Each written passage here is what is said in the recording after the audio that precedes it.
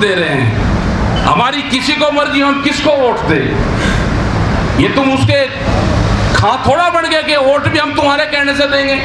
आंदोलन भी हम आंदोलन कर रहे, शांतिपूर्ण तरीके से आंदोलन कर रहे और वोट की चोट देंगे। याद रख लेना, वोट की चोट देंगे। हमारा संयुक्त मोर्चा मजबूत है, पूरे 40 लीडर हैं, एक भी कमजोर नहीं है। जहां जहां पे भी इलेक्शन होगा हम जाएंगे, जैसे बंगाल में गए ऐसे ही पूरे देश में जाएंगे। संयुक्त मोर्चे के लोग जाएंगे, हम हजारों लोग हैं जो जाएंगे, जो स्पीच करेंगे, जो भाषण देंगे। जो लोग भी यहाँ पे आंदोलन में आते हैं वे लोग जाएंगे, पूरे देश भर में जाएंगे, अलग जगाएंगे, देश के नौजवान को जगाएंगे, उन नौजवानों को अपने साथ में जोड़ेंगे। ट्विटर का काम करो, ट्रैक्टर का काम करो और देश का जो जवान है वो टैंक का भी काम करो। क्यों घबराते हो? हमारे पुलिस फोर्स के लोग, इनकी कोई यूनियन नहीं है, ये हमारे ही बीच से जाते हैं। अगर हमने इनकी आवाज उठा दी, 24-24 घंटे ड्यूटी देंगे, सैलरी एक टीचर से भी कम। क्यों? इनका मकान 500 स्क्वायर फीट, इनका मकान भी बड़ा होना चाहिए, इनकी सैलरी भी बढ़नी चाहिए।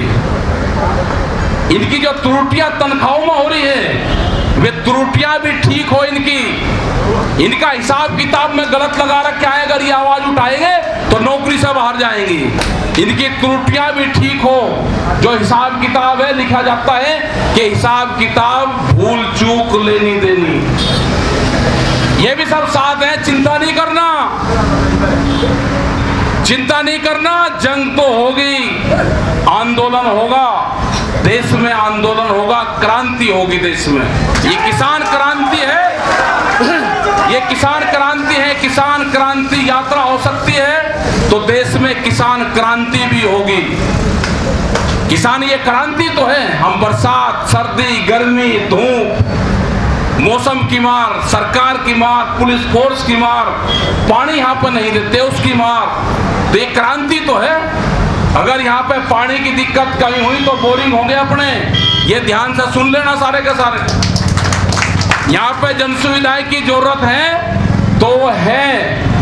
यहाँ पे बिजली भी कटौती होती है तो बिजली घर यहाँ बराबर में है, ये नहीं चलने का। धरना बाहर देने की जरूरत नहीं, धरना इसी पे ही दिया जाएगा। यहाँ पे पूरा नोएडा, आधा शहर यहाँ से जाता है।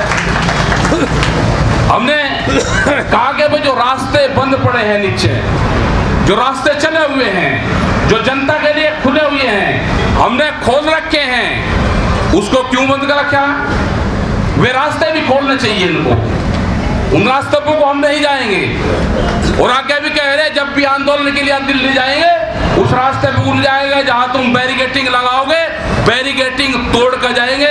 छुप पे किसान नहीं जाएगा, बता कर जाएगा। जिस दिन जाएगा पार्लियामेंट पे वो बता कर जाएगा, जिस दिन जाएगा ट्रैक्टर से जाएगा, बता कर नहीं जाएगा, धोखे में नहीं, तैयारी करके जाएंगे, पूरी तैयारी करके। जैसे 26 जनवरी को चले ट्रैक्टर, ऐसे ही जब भी संयुक्त मोर्चा देश का किसान संगठन तय करेगा, वो आज करो, 1 साल में करो, 2 साल में करो, 10 साल में करो, अपनी तैयारी पूरी रखना। अब क्या कच्चा खेल नहीं खेला जाएगा, बिल्कुल पक्का खेला जाएगा। ट्रैक्टर मजबूत चाहिए, कभी भी जरूरत पड़ सकती है। ट्रैक्टर मजबूत, बम्पर लगे हुए मजबूत ट्रैक्टर। और दूसरा एक सामाजिक आंदोलन भी चलेंगे। हमने बहुत लोग देखे, बहुत लोग के गांव गए, घर गए। आप अपना घर बहुत बढ़िया बनाओगे, लेकिन जो खेत के औजार हैं वे आपके धूप में रहते हैं, वे आपके बरसात में रहते हैं, मिट्टी से जंग खाते हैं। तो आमदनी आपकी जब बढ़ेगी जब खेत के औजारों को भी रंग करके और उसको छावे में रखने का काम करोगे। यह अभियान भी चलेगा एक। अब आप दूसरा अभियान ये चलेगा कि पेड़ लगाने का अभियान भी चलेगा।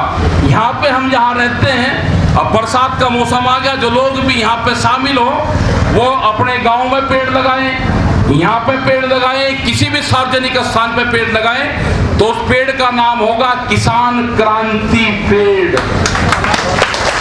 लोग भी यहाँ पाए, पेड़ लगा कर आए। मैं क्रांति में जा रहा हूँ दिल्ली में, मैं वापसी आऊँ या ना आऊँ, मेरी यादगार ये पेड़ रहेगा। जो भी शहीद होंगे उनके नाम के पेड़ लगाओ। जो भी यहाँ पे शामिल होने आ रहे हैं अपना एक पेड़ जरूर लगाओ, जो आपकी निशानी रहेगी आने वाले 10, 15, 20, 50, 100 साल तक वो पेड़ ही आपकी निशानी रहेगी। आप यहाँ आओ, वापसी ना जाओ। क्या हो जाए, कब जंग छिड़ जाए, क्या हो जा, कहाँ वो हो जा, तो एक पेड़ जरूर अपना याददाश्त में एक पेड़ जरूर लगा के आना। उससे पर्यावरण भी बढ़ेगा और वो हमेशा पेड़ याद रहेगा। तो इन चीजों पर हमको काम करना है और तैयारी अपनी पूरी रखना। अब की बार जो होगा वो आर पार होगा। बता देंगे कब होगा। 5 तारीख को बड़ा फैसला लिया जाएगा। 5 तारीख को सरकार के पास में टाइम है। सरकार अपने दिन गिनती रहे कि कितने दिन की है, वो अपने दिन निश्चित कर ले कि इतने दिन तक है, दिन गिनती रहे। 5 तारीख को बड़ा फैसला मुजफ्फरनगर की मीटिंग में होगा। अब लिखना शुरू करो कि अब भारत में कंपनी सरकार, भारत में कंपनी सरकार जैसे ब्राजील में है। ब्राजील में 280 लोगों के पास में वहां की 80% जमीन है। जितना बड़ा पंजाब 2 आदमी के पास में जमीन है। इनका जो टारगेट है, इनका टारगेट है अनाज पे कब्जा करना।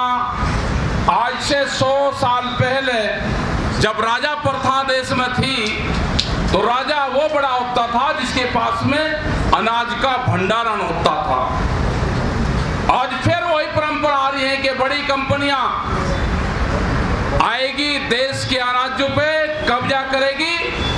देश की पार्लियामेंट से बड़ा देश में गोदाम है, प्राइवेट कंपनी के गोदाम है। पार्लियामेंट में कौन सा कानून पास होगा उन कंपनियों को पता था जिन्होंने गोदाम बनाए। वो दिन दूर नहीं जब ये जनता गोदाम तोड़ेगी, अगला टारगेट गोदाम होगा। ये कान खोल के सुन ले, सरकार भी सुन ले, ये व्यापारी भी सुन ले।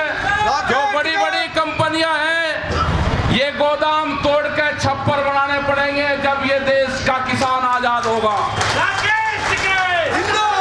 किस तरह की व्यवस्था करी जा रही है, तारबंदी, मिलिट्री लगेगी गोदामों के ऊपर, मिलिट्री।